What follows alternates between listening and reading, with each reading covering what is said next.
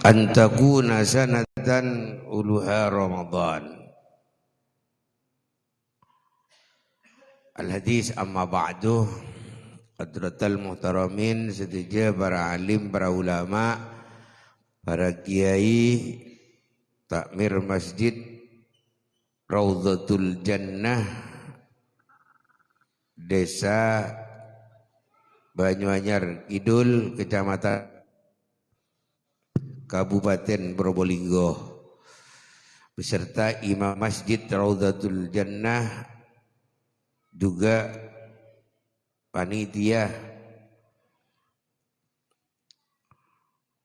yang telah mengundang kami, panitia pengajian rutin di bulan Ramadan di Masjid Raudhatul Jannah, juga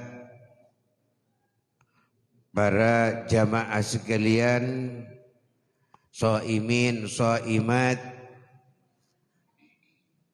para tetangga, handai tolan, segenap masyarakat sekitar Masjid Raudhatul Jannah yang sangat saya muliakan, saya hormati dan saya banggakan.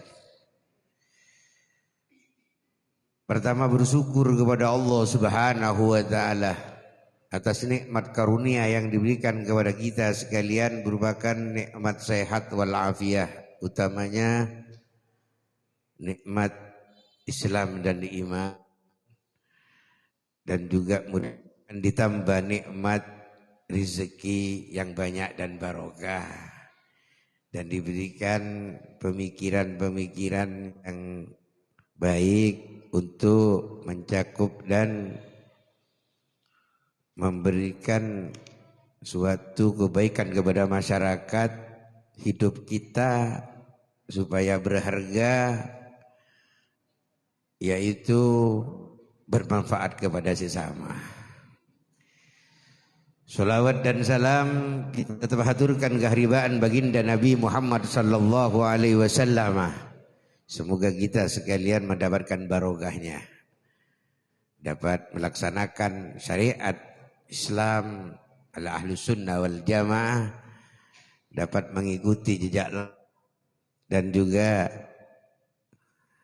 apa-apa yang diisyarahkan oleh Rasul, kita mengikuti uswahnya, sehingga ibadah-ibadah kita, terutama ibadah puasa di bulan Ramadan, dapat diterima oleh Allah Subhanahu wa taala, dan kelak nanti mendapatkan syafaat Rasulullah sallallahu alaihi wasallam. Amin ya rabbal alamin. Para hadirin muslimin muslimat, shaimin shaimat rahimakumullah. Sesungguhnya kehidupan di siang hari tergantung kepada kehidupan di malam hari. Allahumma shalli ala Muhammad. Ketika hamba Allah Subhanahu wa taala diuji di siang hari oleh Allah Subhanahu wa taala, selesai atau tidaknya tergantung pada kehidupan di malam hari. Karena semua urusan di siang hari tidak bisa terselesaikan sendiri, kecuali ada yang menyelesaikan, yaitu Allah Subhanahu wa taala. Banyak orang yang selesai sukses urusan duniawinya di siang harinya karena ada hubungan vertikal dengan Allah Subhanahu wa taala. Banyak orang yang menangis di malam hari, kita tidak tahu. Kita hanya tahunya iri saja. Kenapa tetangga kita sudah bisa beli mobil, dapat haji lagi, umroh lagi, bangun lagi rumah. Hebat, banyak uangnya. Udah sekarang jadi kapolsek. Wah, itu juga naik pangkat lah. Alhamdulillah. Bisa jadi camat, ada yang jadi bupati. Kita tidak tahu mereka-mereka itu ada tangisan usaha ikhtiar ke Allah Subhanahu wa taala. Taunya kita cuman orang itu sudah jadi ini, jadi itu. Tapi prosesnya kita tidak pernah tahu. Tidak langsung Habib itu langsung duduk di masjid begini tanpa tirakat mohon sama Allah. Tidak langsung orang jadi kiai dimanapun. Pondok pesantren, besarnya pondok pesantren tidak mungkin bisa menjamin santrinya bisa jadi kiai, jadi ulama. Tidak bisa, dimanapun tak ada itu. Sekolahan mana yang jamin muridnya bisa jadi Pak Tinggi, bisa jadi Pak Camat, bisa jadi Kapolsek? Tidak ada itu. Muridnya bisa jadi presiden, jamin gurunya keluaran sekolah ini bisa mencetak jadi presiden. Saya jamin semua orang menyekolahkan di sana kalau begitu. Tak ada, itu semua ketentuan keputusan dari Allah Subhanahu wa taala. Terkadang orang itu dari daerah pedalaman bisa jadi pegawai negeri, bisa jadi guru negeri, bisa jadi Pak Camat. Padahal dari desa luar biasa. Saya pernah kenal sama satu orang Pak Camat. Dari mana? Ternyata dari Sumber. Subhanallah, orang Sumber bisa jadi camat. Dari Paiton Penguniran, kenapa bukan dari orang Gending katanya jadi camat? Orang pedalaman. Kenapa? Ada permohonan kepada Allah Subhanahu wa taala yangnya diterima oleh Allah Subhanahu wa taala. Karena sesuatu apa katanya niatnya, dan niat itu berjalan sukses kecuali dengan doa. Dan doa itu yang paling diterima oleh Allah itu di malam hari.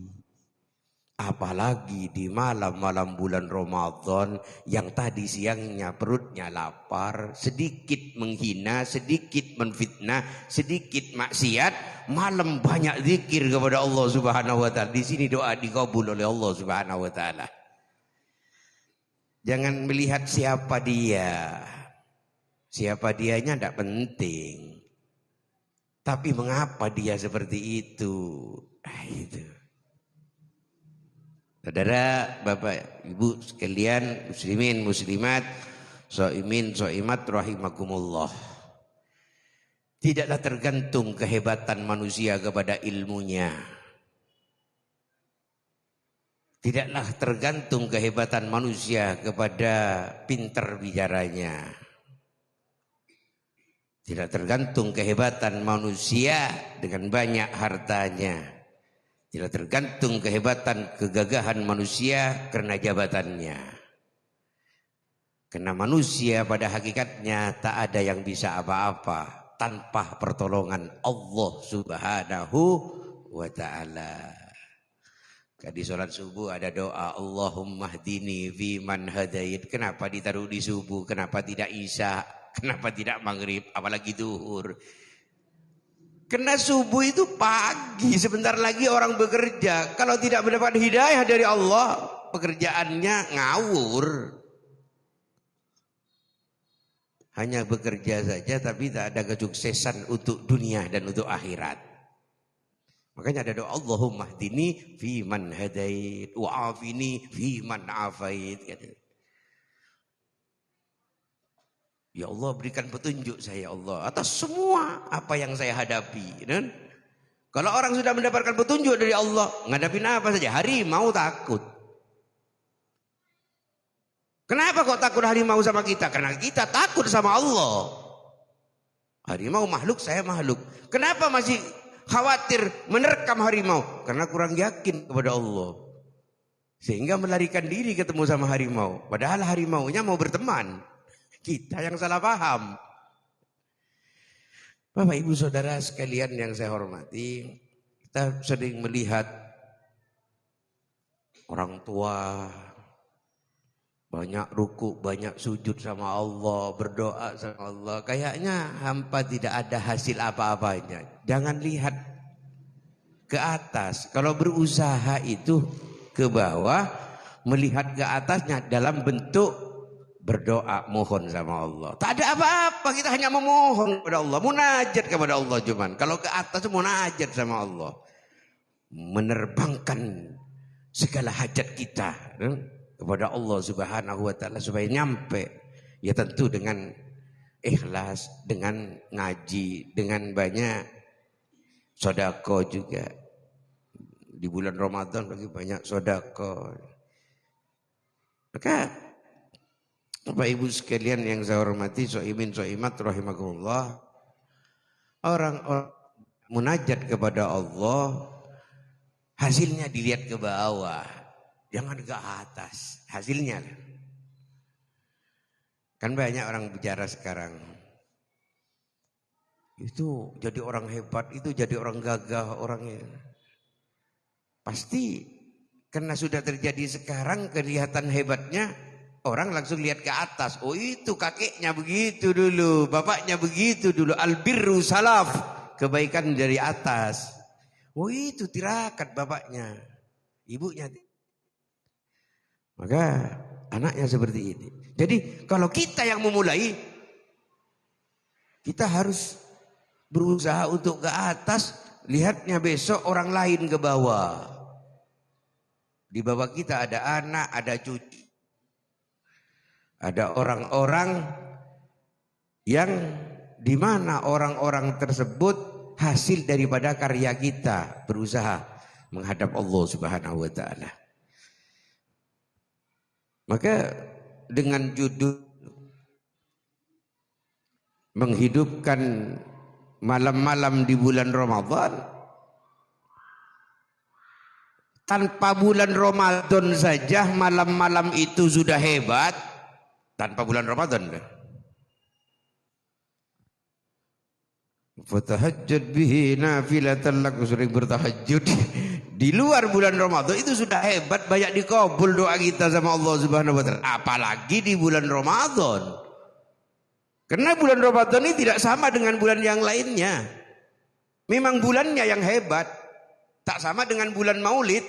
Kalau bulan Maulid kan bulan Maulid bukan tidak ada apa-apanya bulan Maulid. Hebatnya karena ada kelahirannya Rasulullah Muhammad sallallahu alaihi wasallam. Sehingga Allah membuktikan bahwa bulan ini adalah bulan yang tidak ada apa-apanya. Karena Nabi sallallahu alaihi wasallam dilahirkan di bulan Maulid, makanya lebih ramai, lebih hebat daripada bulan-bulan yang lainnya.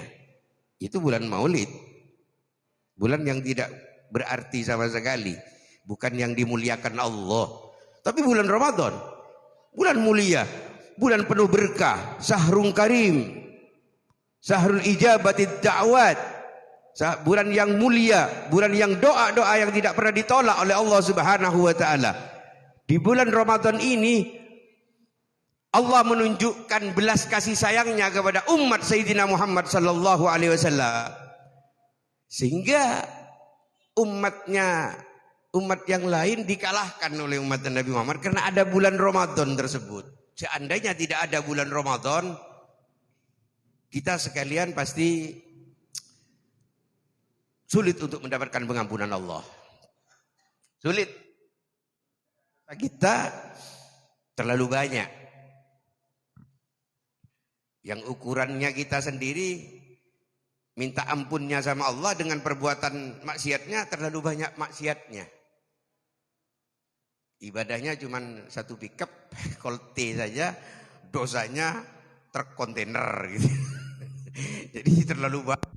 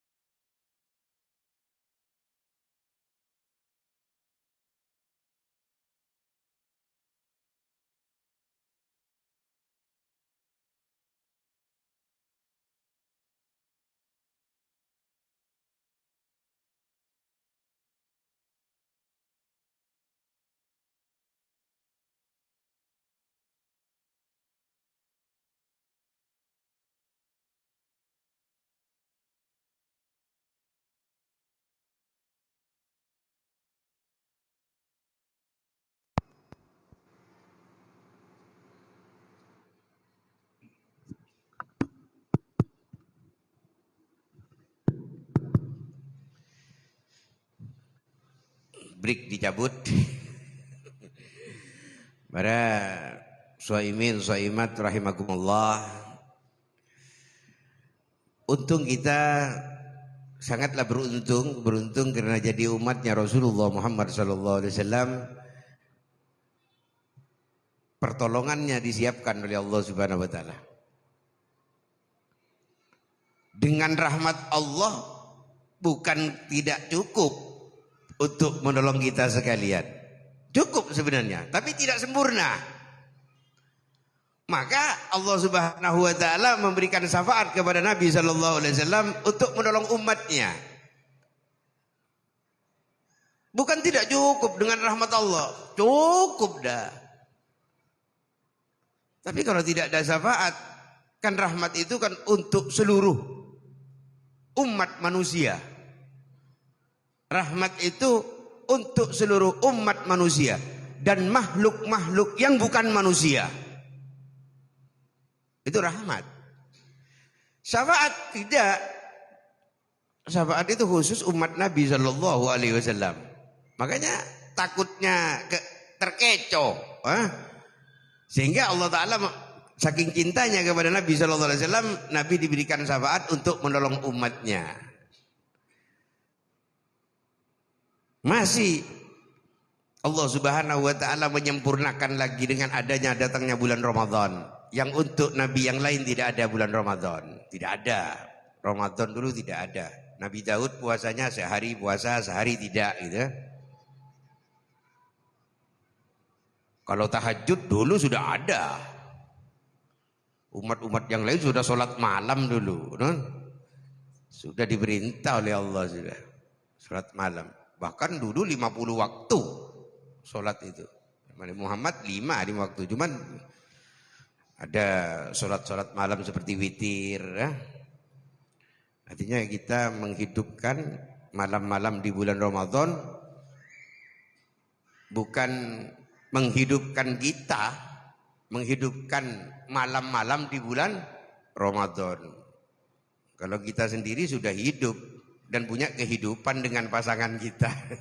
Malam kok dikasih judul menghidupkan malam-malam di bulan Ramadan.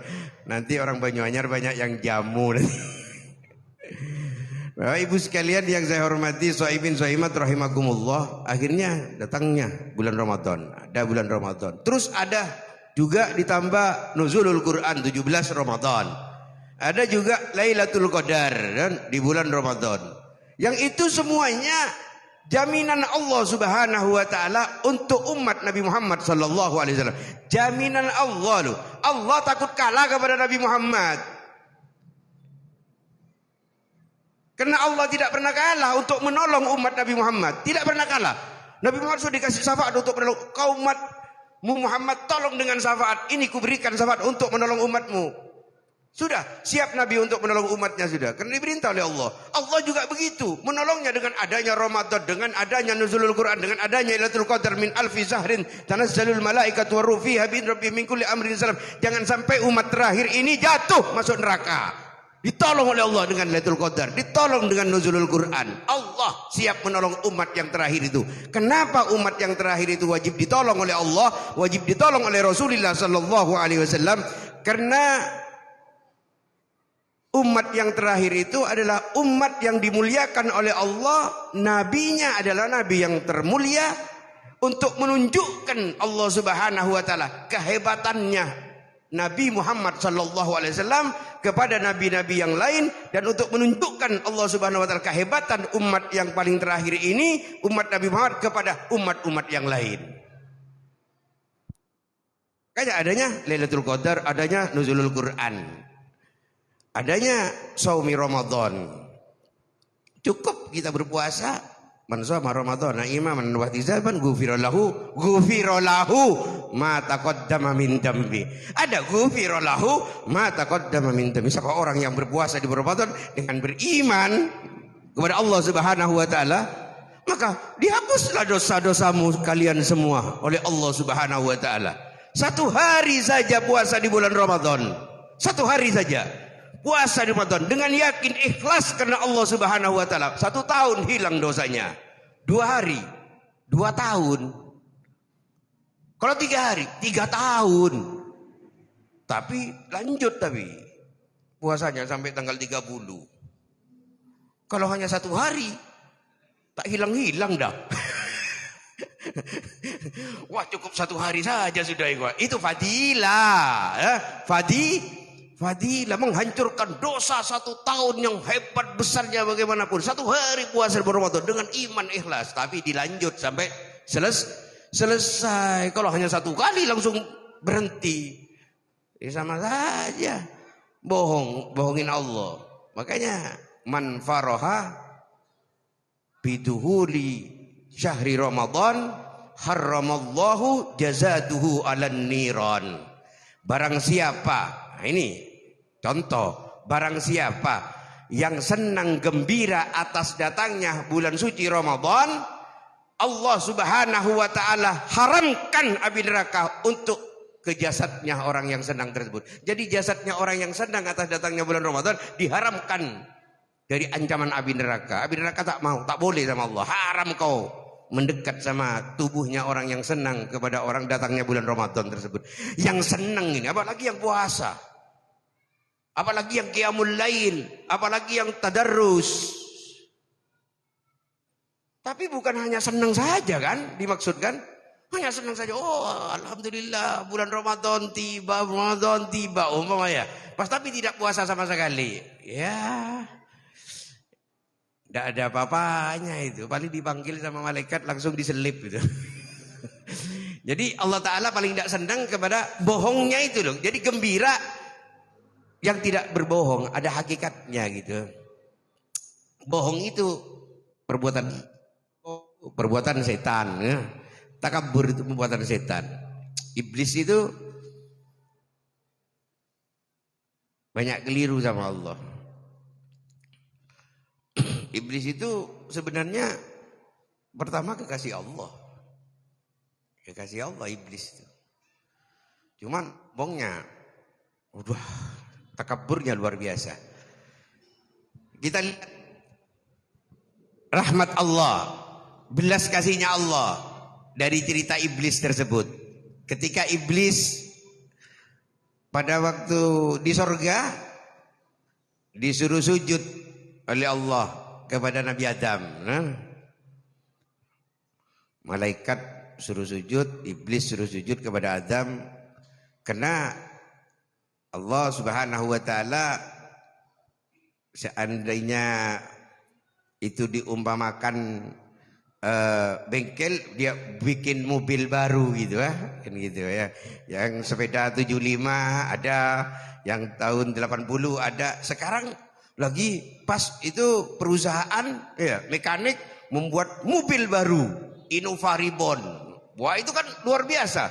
Yang bukan yang 75 sepeda itu pertamanya ini sudah dikenalkan, yang 80 dikenalkan, ini keluar mobil langsung reborn. Jadi diperkenalkan sama Allah, ini Adam. Karena bengkelnya mekaniknya bilang ini reborn kan gitu. Jadi Allah mengenalkan ini Adam, lengkap ini, lengkap. Walaqad karramna bani Adam kan gitu. Ini lengkap katanya, sempurna ini. Fi ahsani takwim, kan? Kuciptakan manusia sebentuk-bentuk sempurna katanya. Sujud kau malaikat sempurna ini. Sujud malaikat, fi'il amar ini yang dilihat. Ya? Sujud. Iblis sujud. Fasajadu illa iblis. Iblis tidak mau sujud. Malaikat Jibril bilang ke bosnya katanya. Gak mungkin aku sujud sama Adam. Wong disuruh bukan nyembah ya. Sujud. Tidak sama lah. Sujud dengan nyembah tidak sama lah. Seumpama hari raya kau bersujud di depan gurumu, tidak masalah, tidak haram. Saya bersujud di depan guru saya sujud. Tidak boleh sujud saya. Guru saya bukan Habib, kiai. Sujud saya. Kenapa? Yang dipertaruhkan akhlak saya. Yang dipertaruhkan adalah ilmu saya. Bukan karena banyaknya ilmu orang jadi hebat, tapi karena akhlak kepada gurunya, kepada masyarakatnya. Yang masyarakat sehingga mengakui akhlak. Jadi tidak haram loh sujud sama gurunya, sujud sama orang tua, sama bapak, ibunya masih ada. itu sujud, tidak masalah. Bukan nyembah ya. Kalau nyembah hanya kepada Allah, kepada Allah, kepada Allah ta'budu, menyembah, wala tusyriku bihi syai'an. Jadi jangan kau syirik kepada Allah, menyekutukan Allah, mempersamakan Allah dengan yang lainnya, tidak boleh. Itu. Jadi iblis suruh sujud, tidak mau. Bilang sama bosnya, tidak mau saya, mau sujud sama Adam. Adam itu kan anak kemarin sore katanya. Saya yang ciptakan duluan. Adam itu masih murid saya katanya. Adam itu tak tahu dah bagaimana Allah menciptakan saya. Tapi saya tahu ketika Allah menciptakan Adam, itu kan dari tanah liat. Adam itu kan dari tanah liat itu. Aku lihat Allah waktu melihat, waktu bikin Adam itu dari tanah liat itu. Khalaqtani min nar wa khalaqtahu min tin. Aku diciptakan dari api, Adam dari tanah. Aku tahu itu. Jadi bilang sama Allah, bosmu, jeraganmu katanya. Saya tidak mau sujud sama Adam. Dibilang kepada Allah, ya Rabb, tak mau iblis untuk sujud kepadamu, untuk sujud sama Adam di atas perintahmu, tidak mau. Ya udah kalau tidak mau. Wa kana minal kafirin. Wastakbar wa kana minal kafirin. Karena ketakaburannya. Nah itu. Karena ketakaburannya, karena kesombongannya. Iya, saya ulang ya. Dengan kesombongannya, dengan ketakaburannya, kuusir iblis itu dari sorga. Tak pantas, sorga ini bukan tempatnya orang sombong, bukan tempatnya orang takabur. Keluar dari sorga. Wa kana minal kafirin, dan kafir kau iblis katanya Allah Subhanahu wa taala. Sudah lama ketika Adam juga salah sama Allah, keliru makan buah kaju huldi, diusir juga ke alam dunia. Berjuang Adam, punya anak keturunan semua sampai kepada Nabi Musa. Nabi Adam sudah meninggal. Cepat cerita, Nabi Adam sudah meninggal. Iblis datang waktu Nabi Adam sholat. Jadi kalau panjenengan sholat, jangan merasa di samping kanan kiri kita tidak ada setan. Kalau kita itu lagi beribadah, jangan dikira di samping kanan kiri kita tidak ada setan. Kalau kita lagi memberi sedekah, jangan kita kira depan kiri kita tidak ada setan yang menggoda, pasti ada. Oh, terlalu banyak sedekahmu, terlalu kasih begini saja. Nah itu ada. Digoda di dalam hati, tidak ikhlas apa ada. Jadi Allah Subhanahu wa taala ketika Nabi Allah Musa diutus ke alam dunia memperlihatkan kasih sayang Allah, rahmatnya Allah. Karena salah satu nabi yang bisa langsung bicara dengan Allah Nabi Adam, Nabi Musa. Iblis tanya sama Nabi Musa ketika di masjid. Ya Musa, ada apa katanya Nabi Musa? Kau kan orangnya yang bisa bicara dengan Tuhan. Wa kallamallahu Musa taklima. Kau kan orangnya yang dapat bicara dengan Tuhanmu. Naam, saya dapat bicara dengan Tuhan. Hebat kamu Nabi Musa. Kata iblis, tanya sama Nabi Musa begitu. Hai Musa, kau nabi yang dikasih mukjizat dari Allah, tongkatmu dapat mengalahkan Fir'aun. Bahkan lautan bisa dibelah oleh tongkatmu. Kau diberi mukjizat luar biasa sama Allah. Engkau kan itu ya? Iya, saya membelah lautan itu. Musa, kau yang mendapat kitab Zabur dari Allah Subhanahu wa taala. Kau kan orangnya itu? Iya, kata Nabi Musa. Kau hebat Musa. Kau seorang nabi rasul pilihan Allah? Iya, saya nabi dan rasul pilihan Allah. Kalau kau memang nabi, memang rasul, memang kau dapat bicara dengan Allah Subhanahu wa taala. Kalau kamu memang bisa membelah lautan itu, kamu memang orangnya tidak salah, kau memang nabi dan rasul, Bilang sama Allah Subhanahu wa taala, katakan sama Allah Subhanahu wa taala, mohonkan kepada Allah Subhanahu wa taala, berdoa kamu kepada Allah Subhanahu wa taala. Bagaimana aku supaya diampuni oleh Allah Subhanahu wa taala? Kalau memang Rabbmu itu Maha belas, Maha kasih, Maha sayang, Maha memberi maaf, Maha memberi pengampun, doa kamu kepada Tuhanmu Allah Subhanahu wa taala, suruh ampuni saya. Iblis bicara seperti itu. Oh iya, Tuhanku memang belas kasihan, pemberi pengampun bagi orang pendosa. Besarnya dosanya umat, lebih besar pengampunan Allah Subhanahu wa taala. Diulang ya. Besarnya dosanya umat, dosanya makhluk, lebih besar rahmatnya Allah Subhanahu wa taala, lebih besar pengampunan Allah Subhanahu wa taala. Buktikan wahai Musa, kalau memang Tuhanmu Allah Subhanahu wa taala pengampunannya lebih besar, lebih luas daripada dosa umatnya. Aku adalah umatnya, aku adalah makhluknya. Mintakan kepada Allah. Akhirnya malam berdoa sama Allah. Ya, ini karena judulnya malam-malam di bulan Ramadan. Nabi Musa berdoa sama Allah. Ya Allah, Engkau yang maha kaya, Engkau yang maha tinggi, Engkau yang maha agung, Engkau maha pemberi, Engkau maha segala-galanya, Engkau maha pengampun. Jikalau ada makhlukmu yang banyak dosa kepadamu, Kaulah pemberi pengampun dosa lebih luas daripada dosa yang dilakukan oleh makhlukmu.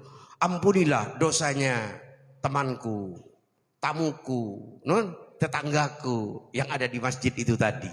Ya. Ampuni ya Allah. Musa, itu tamunya kamu itu iblis. Iblis itu dulu suruh sujud sama aku kepada Nabi Adam di sorga. Tak mau dia, makanya aku usir dia. Sekarang datang kepadamu minta pengampunan dariku untuk kembali ke sorga bersama-sama Adam, bersama-sama para nabi yang lainnya. Oke, Adam, kau ampuni dosanya iblis itu dengan satu syarat. Suruh datang ke kuburannya Nabi Adam, suruh sujud di sana. Cukup. Sujud di kuburannya Nabi Adam, aku pasti mengampuni. Dia akan kembali ke sorga bersama-sama Nabi Adam di sorga. Cukup kan? Allah Maha Pengampun kan? Luar biasa hebatnya kan? Langsung paginya ketemu sama iblis. Bagaimana Musa? Kau sudah bertemu dengan Tuhanmu, kau sudah bicara doa sama Tuhanmu. Sudah. Apa katanya Tuhanmu katanya? Tuhanku sudah kenal kau ternyata ya kok. Tuhanku sudah kenal kau lama dah lama. Katanya dulu kau ada di sorga. Iya, aku di sorga dulu, diusir aku. Iya. Bagaimana? Ada pengampunan. Mana pengampunan Allah untukku supaya aku bisa kembali ke sorga? Gampang bos katanya. Kalau kau ingin ke sorga, dapat pengampunan dari Allah Subhanahu wa taala, ada syaratnya. 1. Berapa? 1 cuma syaratnya. Oke. Sanggup saya, sanggup. Kalau cuma 1 syaratnya, katakan, dibilang, kau datang ke kuburannya Nabi Adam, kau sujud di kuburannya Nabi Adam. Allah akan mengampunimu, kau langsung ke surga. Gak mungkin. Katanya iblis, gak mungkin aku sujud kepada Nabi Adam. Adam itu dulu di surga, aku disuruh sujud sama Adam sama Allah. Tak mau aku di surga, Adam masih hidup. Sekarang Adam sudah jadi mayit, dikubur, sudah ada di kuburannya. Pas aku suruh sujud ke Adam di kuburan itu, apa kata anak cucuku? Apa katanya masyarakat banyak? Egonya luar biasa, gengsinya luar biasa. Tak mungkin, aku ini iblis ya, lebih hebat daripada Adam. Aku hidup, Adam mati, aku suruh sujud. Dulu Adam masih hidup, aku tak mau. Ya udah, katanya Nabi Musa. Dengan syarat kamu tidak mau sujud ke Adam, selesai. Kamu tidak mendapatkan pengampunan dari Allah. Nah kita sekalian seperti itu. Kalau kita mau tobat sama Allah, sebesar apapun dosa kita, tubu ilallahi taubatan nasuha. Dan pasti Allah Subhanahu wa taala mengabulkan doa-doa kita, taubat kita diampuni Allah Subhanahu wa taala. Dan insya Allah semua hajat-hajat kita diterima oleh Allah Subhanahu wa taala, keluarga anak cucu kita bahagia semuanya. Amin. Allahumma amin. Sekian saja. Mudah-mudahan ada manfaat dan barokahnya, karena masih ada tanya jawab. Mudah-mudahan nambah berkah dan manfaat. Sekian, silahkan.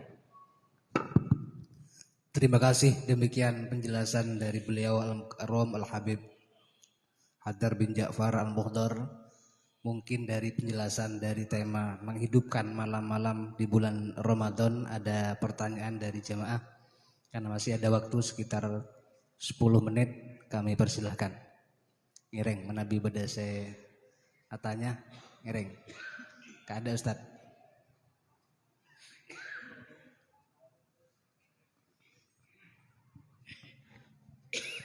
Assalamualaikum warahmatullahi wabarakatuh. Singkat saja Habib, ini pengalaman pribadi, mungkin juga dialami oleh kebanyakan orang-orang. Sudah paham, sudah tahu bahwa hal tersebut itu sudah kemungkaran. Bahkan sudah mengucapkan istighfar, selawat dan seterusnya. Tapi kemungkaran tersebut masih tetap kita lakukan. Kiat-kiat apa yang bisa kami lakukan agar kami terhindar dari kemungkaran yang sudah jelas-jelas itu dilarang? Sekian, assalamualaikum warahmatullahi wabarakatuh.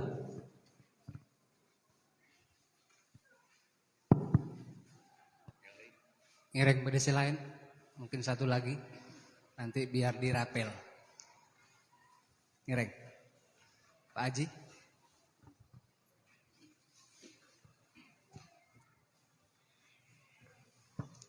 Terima kasih kami sampaikan kepada Habib Haidar.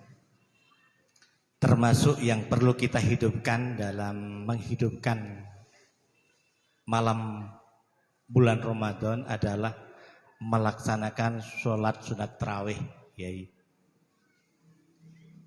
Sholat tarawih khususnya di Kecamatan Banyuanyar itu umum sudah, Kiai. Kalau awal-awalnya banyak sekali, tetapi semakin hari semakin menipis. Itu karena penyebabnya diantaranya sudah menjadi kebiasaan, kata Kiai. Kok Kiai Habib? Kebiasaannya adalah kadang-kadang agak jejen karena menjelang bulan Syawal. Nomor 2, karena faktor dari lifestyle, gaya hidup segadima montelasan nikah kudu akalampian anyar. Sehingga akibatnya terawih semakin kendor ke belakang kantok Habib. Lah derem acarana kangkui menghilangkan tradisi-tradisi segadima banyak masyarakat yang berburu kue, yang berburu baju baru, sehingga ketika bisa hilang, akhirnya fokus kepada cangkele menghidupkan malam-malam dengan tarawih sebagaimana ingat Mekah Habib. Nah nikah Habib berdeng Mekah telasan nikah. Semakin hari mendekati hari raya semakin banyak sekali. Dan nikah polemik berbicara Habib. Nyaon petunjuk abdinah supaya jadi pedoman ka jamaah silain. Sekadin topik. Wassalamualaikum warahmatullahi wabarakatuh. Langsung ngereng. Terima kasih kepada kedua penanya. Mudah-mudahan Allah Subhanahu wa taala selalu memberikan hidayah kepada kita sekalian dan selalu memberikan pengampunan kepada kita sekalian atas dosa-dosa kita, dan Allah Subhanahu wa taala kabulkan hajat-hajat kita. Amin ya rabbal alamin. Yang pertama, kita sadar kalau itu adalah kemungkaran masih bukan dari kita dan kita beristighfar. Itu baik masih daripada orang melakukan kemungkaran tapi tidak istighfar sama Allah gitu. Itu baiknya di sana, istighfarnya yang baik maksudnya. Nah, karena dia langsung taubat. Ya kemungkaran itu dilakukan dia dalam keadaan sadar atau tidak sadar tetap dosa. Kecuali dia tidak disadarkan oleh perbuatan orang lain. Kalau tidak sadar, tidak disadarkan oleh dirinya sendiri penyebabnya, ya tetap hukum berlaku. Seumpama, karena ada pertanyaan yang pertama agak hebat ini ya. Seseorang yang mabuk karena khamar atau yang mabuk karena pil, ekstasi atau semacamnya dah, yang membuat dianya lupa. Dalam keadaan dia minum atau ngepil, mabuk sudah, teler dia. Pulang ke rumahnya, buka pintu, tidak bisa, digedor istrinya, tidak bangun. Terus dia menghantam pintu itu, istrinya kaget, dimarahin, langsung bilang kau cerai sama aku, kau cerai dengan aku. Itu cerai. Walaupun dia dalam keadaan mabuk. Karena yang dihukumin di sini penyebab mabuknya disengaja. Penyebab mabuknya disengaja. Kecuali orang itu tidak sadar karena orang lain yang berbuat, atau dia tidak tahu kalau makanan tersebut, minuman tersebut membuat dia mabuk. Walaupun dilakukan sendiri. Contoh, saya pernah itu. Pernah makan keripik, apa itu, gadungnya. Diliprak Kidul ini. Karena memang saya pemudanya masih sering di sana. Ya berteman dengan Abah ini juga Pak Haji, Pak Tinggi ini. Jadi sering saya makan di rumahnya teman-teman, rumahnya Pak Darman apa. Terus makan gedung asik, memang agak asin, enak gitu makan. Pulang-pulang sampai ke rumah saya kok ngilu kepala, pusing, lupa apa yang saya lakukan, apa yang saya katakan. Seumpama saya mengatakan cerai, tidak bisa. Kenapa? Karena makanannya saya bukan sengaja untuk memabukkan diri kan gitu. Karena saya makan di rumahnya teman, makanan itu enak gitu. Tapi itu kalau terlalu banyak memang mabuk kan gitu. Jadi mengatakan cerai tidak cerai, karena saya tidak mau mabuk kan gitu. Yang mau mabuk ekstasi atau minuman itu baru tetap cerai, harus kembali rujuk. Kembalinya cuma rujuk aja.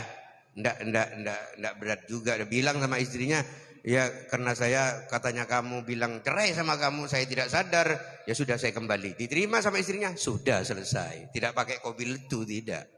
Hanya mengatakan saya kembali sama kamu. Sama dengan orang sadar yang mengatakan cerai sama istrinya, cerai, tidak pulang ke rumahnya, terus kembali lagi dengan keadaan dia mengatakan saya kembali sama kamu. Gitu. Cukup. Kecuali dia sudah iddah 3 kali, kan? Baru pakai mahalil nanti. Terus kalau seseorang itu sudah taubat sama Allah, beda. Mengulangi lagi perbuatannya. Sama dengan orang sadar itu perbuatan maksiat dilakukan. Seperti korupsi, kan sadar kan? Korupsi kan sadar, wah ini uangnya korupsi aja dah. Kan sadar dia, tahu kan dosa. Taubat sama Allah, korupsi lagi, taubat lagi. Ya ketemunya nanti, terakhirnya dia dalam keadaan bertobat apa dalam keadaan korupsi, gitu aja. Urusan terima atau tidak terimanya ya urusan Allah, bukan urusan saya. Saya tak bisa manusia menghukumi manusia. Tak punya wewenang. Itu. Terus terima kasih pertanyaan yang pertama. Puas ya. Alhamdulillah. Kalau tidak puas bisa langsung tanya di rumah. Soalnya teman sendiri. Yang kedua, bagaimana caranya untuk menyelesaikan permasalahan di masyarakat supaya tidak maju ke depan dalam ibadah. tak sama memang, kalau di sini kan tanahnya tanah Indonesia ya. Ya semua budaya masuk kan gitu ya. Budaya loh, budaya. Ini belanja malam ini kan budaya kan. Budaya Indonesia itu seperti itu. Maghrib ada di pasar dah. Baru buka, tidak sholat langsung ke pasar, ini lebih bahaya lagi. Kalau masih sholat, maghribnya masih mendingan. Makanya keman orang itu lapar, ya. Sudah 1 hari, tapi 5 waktunya tidak dijaga. Kalau 5 waktunya dijaga, masih alhamdulillah. Karena iman itu yazidu wala yang kusu kan itu. Yang kusu wala yazidu, ada tambah kurang, tak ada lebihnya, ada tambah lebih, tak ada kurangnya, ada begitu. Ya lain-lain. Memang ada imannya orang aulia, orang wali, ada imannya ulama, kiai, ustadz, ada imannya habib, ada imannya pedagang, ada imamnya Pak Tinggi, Pak Camat, berlain-lain imannya itu. Keimanannya tergantung kepada kesibukan dan kemauan dia. Kesibukan dan kemauan dia. Banyak orang di tengah-tengah kesibukan, dia masih sholat duha. Sering saya diundang di SMP, di SD. Ya maaf. Saya itu diundang di sekolah SD, SMP. Jam 7 pagi, jam 7 saya datang. Kepala sekolahnya masih ada dalam kantor. Kok tidak dibuka kantornya? Ternyata masih sholat duha. Astagfirullahaladzim, hampir seudon. Kan gitu. Di SMP, di SD, kepala sekolahnya datang tadi sudah, cuman masih sholat duha di pagi hari. Ini saya heran, ada seorang kiai yang undang saya, tidak sholat duha. Kalah sama guru SD, kan repot ini dah. Ruwet kan? Jadi masalah keimanan bukan masalah kiai, masalah habib, masalah guru SD atau orang petani. Tergantung kepada dia kemauannya. Tidak bisa. Wah itu habib imannya tinggi. Wah itu kiai imannya tinggi. Tidak bisa. Tidak bisa. Terkadang kalah kepada pengemis. Abdullah ibnul Mubarak itu bajunya tambal baju. Miskin luar biasa. Tapi jadi wali dia berdoa dia. Berdoa terus kepada Allah. Dia ibadahnya hebat. Kalah orang-orang yang kaya. Rajanya kalah ibadahnya. Di situ. Dia tidak bisa keimanan diukur dengan pangkat jabatan atau nasab seseorang, tidak bisa. Nah, terkadang walaupun habib tidak sholat subuhnya. Banyak. Ada jaminan dah. Walau kiai habib tidak sholat masuk surga, ada jaminan. Ayo keluarkan kitabnya di sini, mumpung ada saya. Ini maghrib kan masih banyak ini. Pulang habib tak hujung masuk surga nih. Kalau ada habib tidak beribadah, tidak puasa, tidak sholat masuk surga, ngapain saya sholat ngimamin? Ngapain saya puasa? Diam aja ya. Udah ada keterangan di Quran itu. Makanya saya lebih takut sama Quran, takut sama hadis. Ancaman kan? Seorang pemimpin semakin tinggi ilmunya, semakin hebat dia pengetahuannya. Kalau dia tidak melaksanakan amal soleh, ibadah kepada Allah Subhanahu wa taala, dia lebih dihinakan oleh Allah Subhanahu wa taala. Maka jangan bangga diri. Tak ada jaminan tinggi ilmu itu menjadi orang yang sangat luar biasa ibadahnya sama Allah. Belum. Makanya Al-Imam Ghazali radhiyallahu taala anhu mengutip Bidayatul Hidayah dalam hadis Rasulullah sallallahu alaihi wasallam, "An izdadan ilman wa lam yazdad hudan, lam yazdad minallahi illa bu'dah." Ditambah ilmu pengetahuannya, semakin tinggi ilmunya, kalau tidak mendapatkan hidayah dari Allah Subhanahu wa taala, bukan tambah dekat dengan Allah Subhanahu wa taala, bahkan tambah jauh. Bahkan tambah jauh. Satu ketika Syekh Muhammad Al-Ghazali punya adik namanya Syekh Ahmad Al-Ghazali. Sekalian jawaban ini karena urusan ibadah. Syekh Muhammad Al-Ghazali alimnya luar biasa. Kakaknya alimnya luar biasa. Adiknya seorang yang hakikatnya luar biasa. Tasawufnya luar biasa. Tasawuf, orang tasawuf itu, orang hakikat itu tahu. Diperlihatkan sirullah, rahasianya Allah. Orang itu begini bagaimana, dilihat orang itu ada apa di pundaknya, dilihat. Kelihatan sama orang itu orang wali.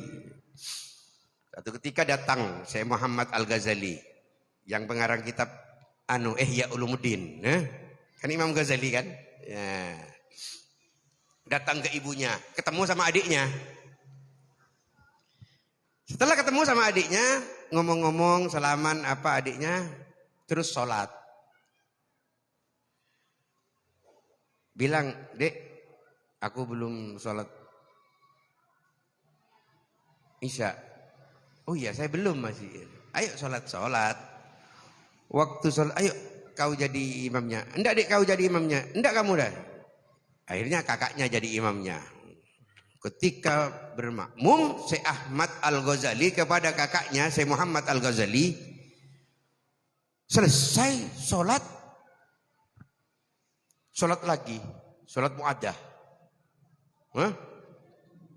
Loh, adikku ini menghina aku katanya. Tadi suruh ngimamin tidak mau, aku yang ngimamin. Setelah saya jadi imam, ternyata dia setelah salam sholat lagi, sholat isya lagi. Loh, kan menghina aku ini. Ditegur, "Dek, kenapa kamu sholat lagi? Kamu kan sudah sholat isya bersamaku, bermakmum kepadaku. Kenapa kamu harus ulang sholat itu? Sholat mu'addah ini kan sholat ngulang. Kenapa sholat ngulang kamu?" "Begini," katanya, "tadi ketika aku bermakmum kepadamu, Kak, katanya, aku melihat darah itu. Mulai dari kepalamu, surbanmu penuh dengan darah, gamismu penuh dengan darah semuanya, kakimu penuh dengan darah itu. Makanya aku tidak khusyuk sholat bermakmum kepadamu. Akhirnya saya sholat lagi, menghilangkan kehusyukanku. Karena aku harus nadro ketika sholat, harus hadir kepada Allah Subhanahu wa ta'ala. Tak ingat jabatan, tak ingat pangkat, tak ingat saya habib, tak ingat saya kiai, tak ingat saya ustadz, tak ingat saya punya uang, tak ingat punya apapun ada yang di dunia, tidak ada. Yang ada, anta'budallaha ka'annaka tara, fa illam takun tara, fa innahu yaraka. Saya menyembah hanya kepada Allah Subhanahu wa ta'ala. Saya cari Allah, saya angan-angankan Allah. Tak mampu saya menghadirkan Allah Subhanahu wa ta'ala. Mampu aku melihat Allah Subhanahu wa ta'ala. Yang penting Allah cukup melihat aku. Di situ aku melihatmu, darah banyak. Kenapa kamu kok banyak darah di tubuhnya? Ingat, ternyata kalau orang aulia, walinya Allah itu, terjawab langsung. "Oh iya, minta maaf aku dik," gitu ya. "Aku dalam sholat tadi sempat tidak khusyuk." Dilihat sama adiknya. Kelihatan tak khusyuknya imam, kelihatan sama makmum. Kalau di sini kan enggak kan? Allahu Akbar. Wah, walaupun ngenangan hatinya kemana-mana, tak tahu. Yang penting bacaannya tepat, lurus. Ya, hebat. Imamnya khusyuk katanya sudah. Enggak bisa. Enggak bisa seperti itu. "Iya dek, saya minta maaf." "Kenapa?" "Saya tadi berpikir saya itu menulis kitab, ya, bab haid belum selesai. Saya pikir kapan mau selesai bab haid ini katanya. Karena selesai itu saya serahkan sama masyarakat. Berpikir bab haid itu tak khusyuk, tidak menghadirkan diri kepada Allah Subhanahu wa ta'ala. Ini darah semuanya, terlihat dari darah." "Oh iya," katanya. "Tuh, aku bangga kepadamu. Kau hebat dek. Kamu bisa melihat ketidakhusyukan hatiku dalam sholat ibadah kepada Allah Subhanahu. Siapa gurumu? Siapa gurumu? Antarkan aku pada gurumu." Oke, diantarkan. Ternyata gurunya adiknya, ya, guru hakikat itu, guru hakikat tasawuf, guru kewaliannya itu ternyata adalah orang sul sepatu, tukang sul sepatu. Makanya jangan kau lihat orang itu hina karena pekerjaannya. Jangan. Takut doanya, takut ibadahnya, amal solehnya terima oleh Allah Subhanahu wa ta'ala. Gurunya adiknya tukang sul sepatu. Akhirnya datang, "Dan aku berguru kepadamu." Berguru Syekh Muhammad Al-Ghazali itu. Ketika berguru, langsung katanya orang yang tukang sul sepatu, gurunya adiknya itu, "Kau bersihkan halaman rumahku ini." Dia bersihkan. Ketika sudah bersih, sudah saya mau pulang. Tidak bisa, kurang satu masih katanya. "Itu ada kotoran manusia di sana." "Ambil kau tanpa alas tangan." Bagaimana kalau sudah mau mengambil kotoran manusia tanpa alas tangan? Tapi Imam Ghazali tidak melihat itu kotorannya manusianya, tidak. Diberikan himmah oleh Allah Subhanahu wa ta'ala. Iblis dulu suruh sujud kepada Adam, ya. Melihat Adamnya, tidak melihat yang nyuruh. Kan gitu, Akhirnya ingat itu, langsung oke, melihat Allah Subhanahu wa ta'ala yang nyuruh harusnya. Saya melihat guru ini yang nyuruh, tidak melihat kotorannya. Langsung diambil. Sebelum nyampe kepada kotoran, ditegur sama orang tukang sul sepatu gurunya itu. "Wahai Muhammad Al-Ghazali, stop," katanya. "Kau lulus," katanya. Akhirnya Imam Ghazali mari gini 10 tahun bekerja jadi tukang pel di masjid, ya. Orang-orang di masjid banyak membicarakan kealimannya Imam Ghazali radhiyallahu taala anhu. Sedangkan Imam Ghazalinya tidak, hanya ngepel. Makanya tasawuf kewalian itu tidak bisa belajar di kitab hikam, dia bisa belajar di itu saja. Prakteknya. Jangan di kitab sabar, khusyuk ibadah. Nggak bisa. Prakteknya bagaimana? Tata cara berbicara sama manusia yang lainnya. Akhlaknya bagaimana? Dia bermanfaat kepada orang lain, menolong orang lain. Prakteknya. Di situ. Maka Bapak Ibu Saudara sekalian yang saya hormati, karena waktu insya Allah sudah sebentar lagi maghrib, maka kita tutup. Mudah-mudahan bermanfaat kepada kita sekalian dan mudah-mudahan kita bisa jumpa lagi dan apa yang kita terangkan menjadi ilmu manfaat barokah dan semua puasa-puasa kita diterima oleh Allah Subhanahu wa taala, doa-doa kita dikabul Allah Subhanahu wa taala. Alhamdulillahirabbil alamin. Allahumma ahilla alaina syahra Ramadan. Allahumma ahilla alaina syahru Ramadan. Allahumma ahilla alaina syahru Ramadan bil amni wal iman was salamati wal islam wat taufiq تحبون وترضى يا ذا الجلال والإكرام. اللهم إنا فيه على الصيام والقيام. اللهم اجعلنا ممن يصومه ويقومه إيمانا واحتسابا. اللهم سلمنا لرمضان وسلم لنا وتسلمناه منا متقبلا. اللهم اجعله شهر عز للإسلام والمسلمين. اللهم اجعله شهر للنصر والتمكين للإسلام والمسلمين في كل مكان يا رب العالمين. اللهم نسألك رضاك والجنة ونعوذ بك من شهدك والنار. اللهم إنا نسألك رضاك والجنة ونعوذ بك من شهدك والنار. اللهم إنا نسألك رضاك والجنة ونعوذ بك من شهدك والنار. اللهم إنك عفو كريم تحب العفو فاعف عنا. اللهم إنك عفو كريم تحب العفو فاعف عنا. اللهم إنك اللهم يا ربنا لك الحمد شكرا ولك المن فضلا وأنت ربنا حقا وأنت لم تزل لذلك أهلا يا ميسر كل عسير. ربنا آتنا في الدنيا حسنة وفي الآخرة حسنة وقنا عذاب النار. يا الله بها يا الله بها يا الله بحسن الخاتمة. يا الله بها يا الله بها يا الله بها يا الله بحسن الخاتمة. يا الله بها يا الله بها يا الله بحسن الخاتمة. وصلى الله على سيدنا محمد وعلى آله وصحبه وسلم كثيرا. سبحان ربك رب العزة عما يصفون. سلام على المرسلين والحمد لله رب العالمين. الفاتحة. الله أكبر الله أكبر الله أكبر الله